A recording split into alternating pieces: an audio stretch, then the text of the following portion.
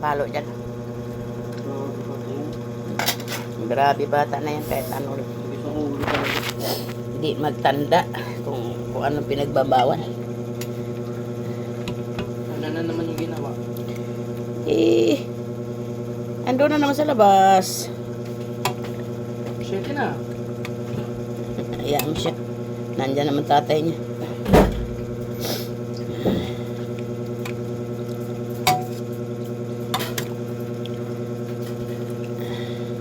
Walang kinakatakutan. Kahit na sa akin, ay matakot eh. Masasaktan mo lang. Walang gana. Buti kong anak ko yan kahit anong palo ko. Anak ko. Pero hindi ko anak yan. Mahirap paluin ang hindi mo anak. Anak mo paluin mo.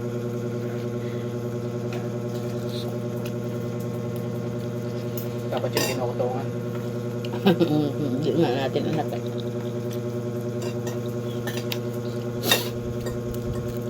Yan na. Uwi naman yun sa January.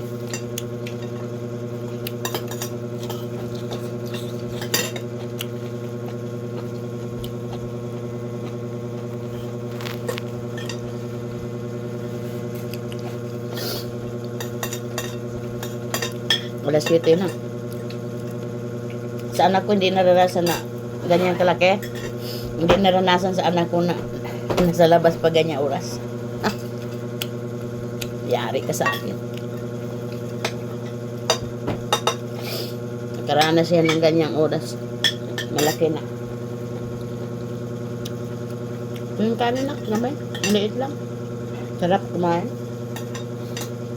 Gusto kong mag-diet. Kaso masarap kumain.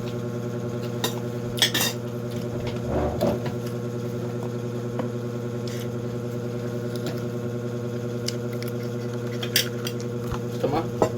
Ganyan kalaki. Sarap kumain. Labi na kasabay kita. Sobrang sarap kumain.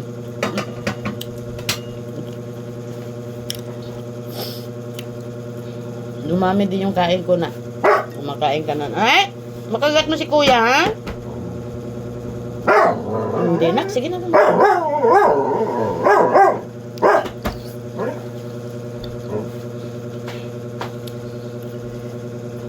Up, oo. Ito mo lang alam mo.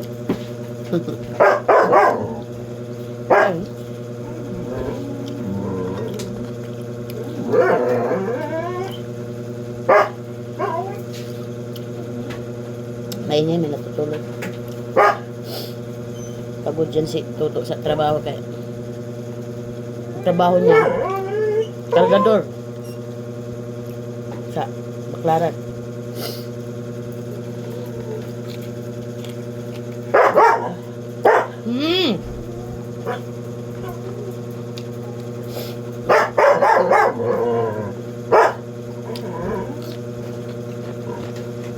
Lagi may naaway si kuya eh.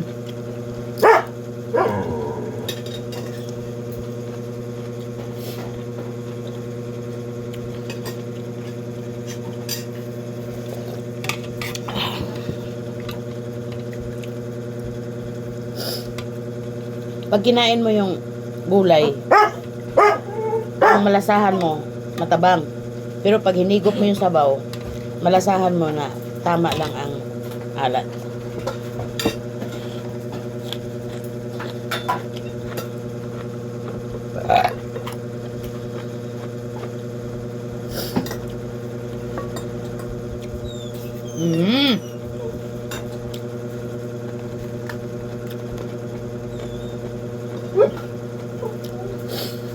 Inaaway mo si kuya, tapos mahihingi ka.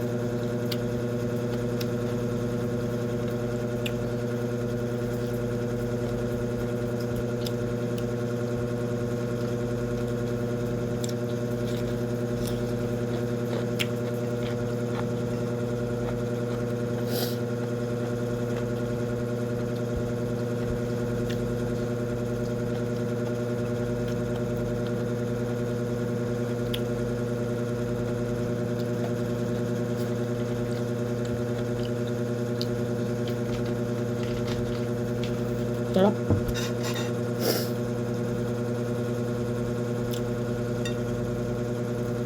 Ilang araw din na hindi ako makakain ng marami.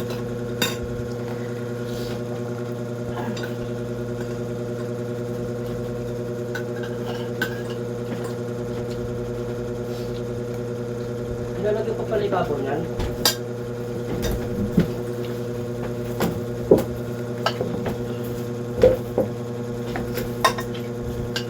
Okay na yan? Ha? Okay na yan. Lagay-lagay pa na.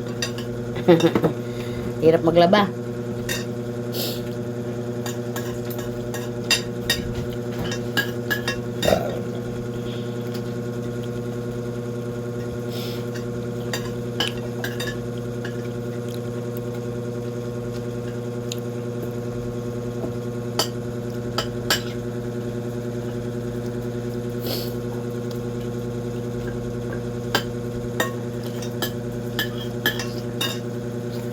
Malambot yung karne. Yun nga. Nilaga ako ng gusto.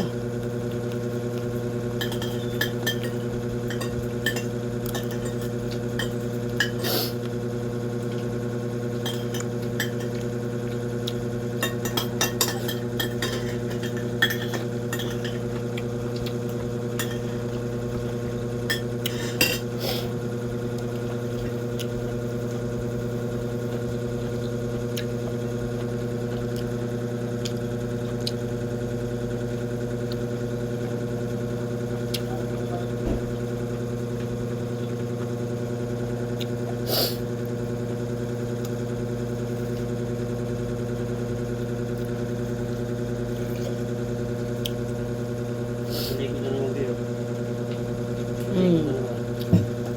Hindi siya binigyan eh. Ang pag-iingay niya kanina, ngihingi yan.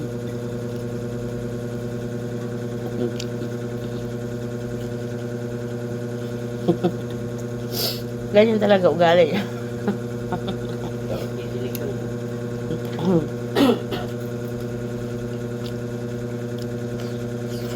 Matampuhin.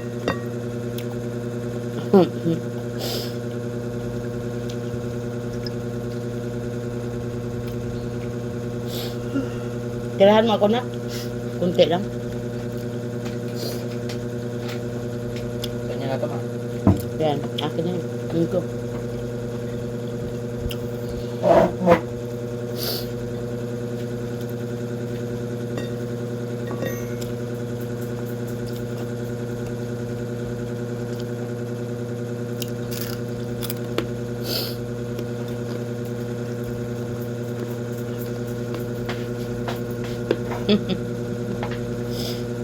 Tayo tingnan niya. Doon yung kainan niya. Lagyan mo kaya. Ulam. Huwag mo kumain. Tapos na ako. Saging.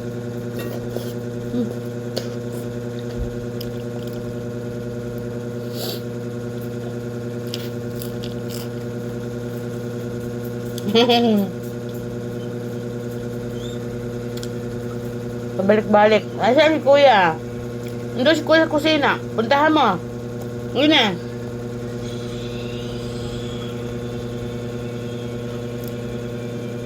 Nandun si kuya sa kusina. Sige na, puntahan mo. Sige na.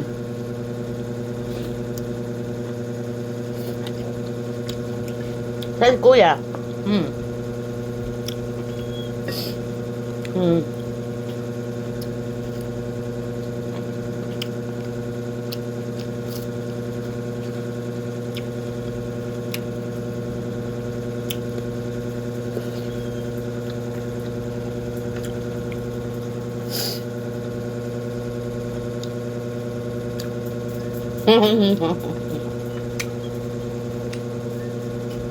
Takpo na naman.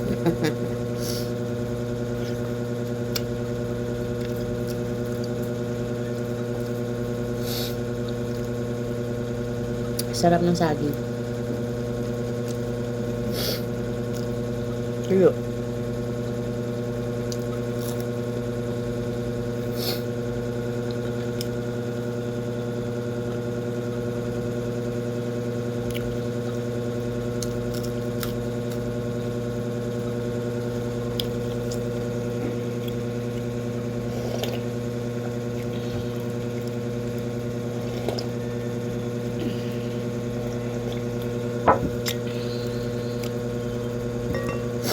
Pag nagising yung ama, gabi na, wala pa siya.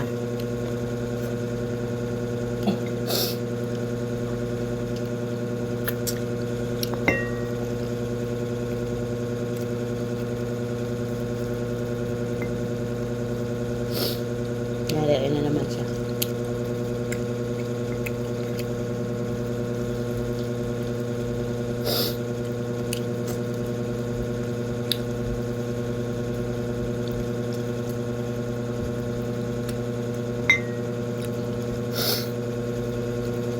Si Louie nung bata pa yan, may katigasan man ang ulo pero hindi niya naranasan yung ganyang oras na umuwi. Saka hindi niya naranasan na umalis ng bahay na hindi magpaalam.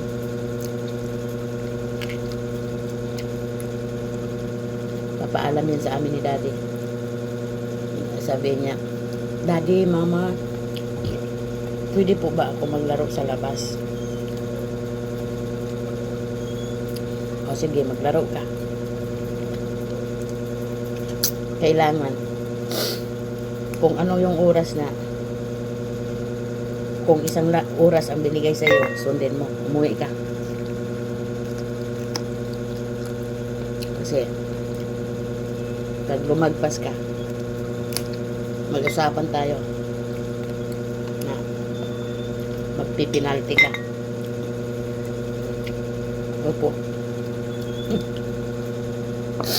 Alam mo kung ano penalty, anong penalty na ibibigay sa'yo kung lumagpas ka sa oras na binibigay ko sa'yo. Opo. Ano? Tatayo po sa gilid. Hindi. Kailangan umuwi ka sa tamang oras. Mamaya magtatanong yan sa kapitbahay. Ano na po oras nyo dyan? May oras pa. Maya tanong na naman siya kasi baka lumagpas siya. Pipinalty siya. Ako may tindahan ako nung araw. Sisilip na siya doon. Maya. Mama, anong oras na po ba? Tapos na ba yung oras ko sa paglalaro sa labas? Sasabihin ni Daddy mo, Daddy niya, sige, laro ka muna kasi meron pa. Mga 30 minutes ka pa maglalaro sa labas. May takbo na naman, makulit eh. Naubos na lang yung oras niya sa kakatakbo sa amin. Ano oras na, Daddy? Diba katapos na yung oras ko, Daddy? Sabihin, Daddy, mayroon ka pang ilang minuto para maglaro. Mag-enjoy ka muna dyan, mga ilang minuto para maglaro. Opo, laro muna ako. Enjoy tayo. Ganyan mo. Siyempre bata yun. Maya, punta na naman. Daddy, tapos na po ba ang oras ko? Tatawa ako sa anak ko nung maliit pa yan eh. Sabi ni Daddy, sige, uwi ka na. Siyempre bata. Mapasarap minsan sa laro. Lagpas siya sa oras. At pipinalty siya.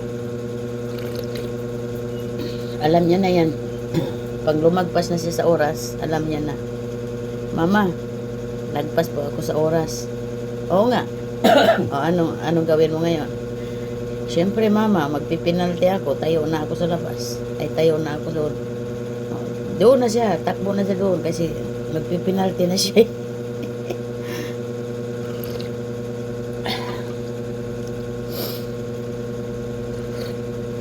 Natutuwa ka sa maliit pa yan.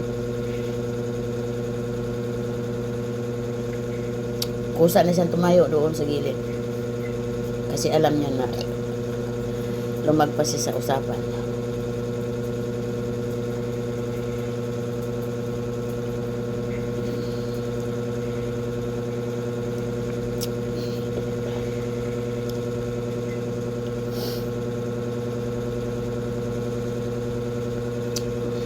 ang bata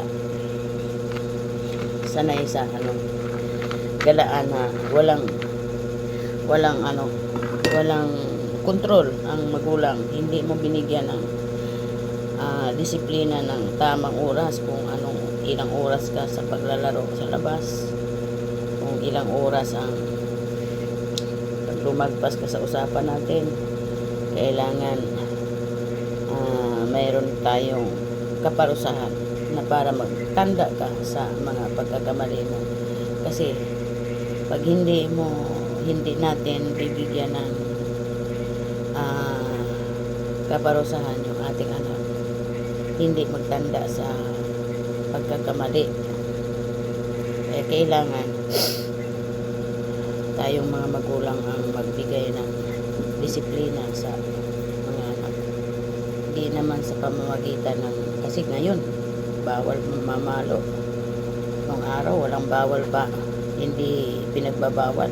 Ngayon pinagbabawal na, kakasuhan ka na pagka yung anak mo napapalo mo na sobra-sobra. Kaya yung mga bata ngayon matigas na ang ulo. Wala namang magulang na umapatay ng anak eh. Ang magulang nagmamahal sa anak, hindi magawa sa magulang yung papatayin ng anak niya. Kaya lang minsan pag sobra na ang pagkatigas ng ulo, napapalo ka na sobra-sobra nung araw. Pero ngayon, di ka na pwede mamalo sa anak mo. Ewan ko kung bakit. Batas natin ngayon. Iba na. Pero nung araw, tinitingnan lang kami ng magulang namin. Takot na kami. Kasi baka mamaya, hatawi na kami ng pinakamalaking palwa ng lube. Tigas nun. Pag tumama sa'yo, puta, 3 araw hindi mawawala yung pasa mo. Abutan pa ng siyam-siyam pasa mo. Nagkapasa nga ako 2 linggo, di pa natanggal yung pasa. Dahil pinalo ako ng palwa ng kapatid ko.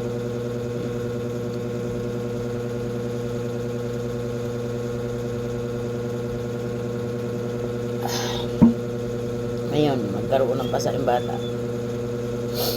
DSWD na ang kalaban mo. Kaya yung mga anak ngayon lalong tumigas ang ulo. May mga ilan pa naman na mga magalang na bata, pero mas lamang ang mga matitigas ang ulo. Hindi na nasunod sa magulang, sumasagot na sa magulang. Pero kami nung araw, hindi kami nasagot sa magulang. Diba? Matindi ang mga nung kapanahonan namin, matindi ang mga pagdisiplina sa amin. Kaya kami, kahit na hindi kami natapos sa mga hindi kami nakatapos sa pinag-aralan, meron kami, marunong kami rumispito sa mga nakakatanda sa amin. Kasi number 1 yung tinuturo ng magulang, yung pagre-respeto sa kapwa. At pagka dumaan ka pagka may dumalaw sa bahay nyo na may bisita kayo, mga matatanda, kailangan nagmamano ka. Ganon pa kami nung araw. Pag may tao, magandang gabi po, sumasaludo po kami sa inyo. Ngayon wala na ang mga kabataan ngayon, daan-daanan ka na lang, dire-diretso na. Pero kami nung araw, pag dumiretso kami na may tao, balik ka, gaganyanin kami kagad. Balik ka, wala ka ng respeto. Kahit na may tao, papaluin ka, papakita sa bisita na kami ay punong-puno ng pagmamahal at punong-puno ng pagdidisiplina. Kailangan tandaan mo yan. Kasi pag hindi mo tandaan, puro pasa ang abot mo sa palo. Paluhurin pa kami ng asin. May luhod pa kami ng munggo. Tansa na may mga ganyan. Paluhurin kami dyan. posibleng hindi kami magtatanda pagka inaabot ka. Kasi mayroon unang pagkakamali, ito unang pagkakamali mo, mild pa lang. Pangalawang pagkakamali, dagdagan na yung kung sa mga gamot pa, dagdagan na yung dosage, dadagdagan na yung parusa mo. Pagkatatlong pagkakamali, nagdagdag ng nagdagdag.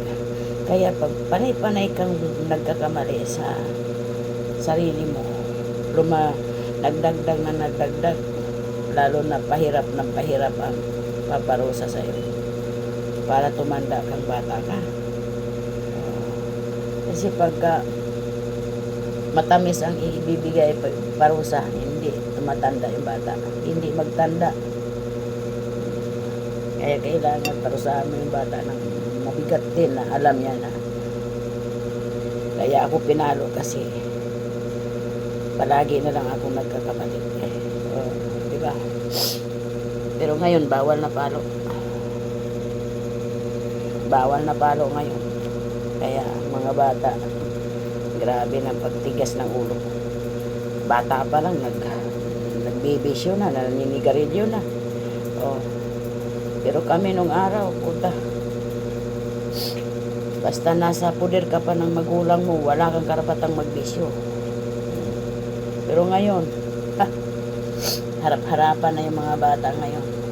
Kahit na wala pang hanap buhay, naninigarilyo na. Diba? Laki ng pagkakamali sa mundo natin. Kasi nasa mga disiplina yan. Bawal na mamalo. Bakit kaya pinahataw sa DSWD na batas na bawal paluin yung bata? Kahit na ikaw magulang, bawal ka mamalo sa anak mo. Wala na tayong karapatan sa anak mong paluin. Tayo namang magulang, hindi naman tayo salbahing magulang na papatayin yung anak mo sa palo. Tama lang.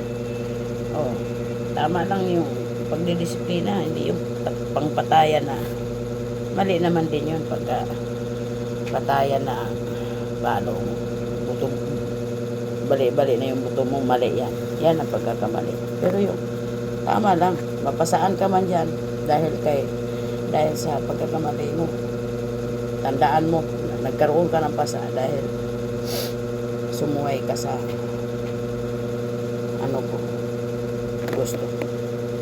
Walang nanay na susunod sa anak. Ang anak ang susunod sa nanay. Diba?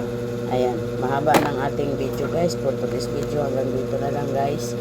Sana makapagbigay aral ito sa mga bata na lalo na sa mga bata ngayon, sa panahon natin ngayon, dahil sa sobrang talagang matigas na ang ulo ng mga bata dahil kulang na sa pagdidisiplina, dahil bawal tayo mamalo sa mga anak. Pag pinalo natin, DSWD na pupunta sa'yo. Kaya mga bata ngayon, grabe na ang sakit sa ulo, sakit sa lipunan. Bisyo dito, bisyo doon. Ayan, paki-share po yung ating live. Kung inyong nagustuhan yung ating video, ay paki-share na lang guys.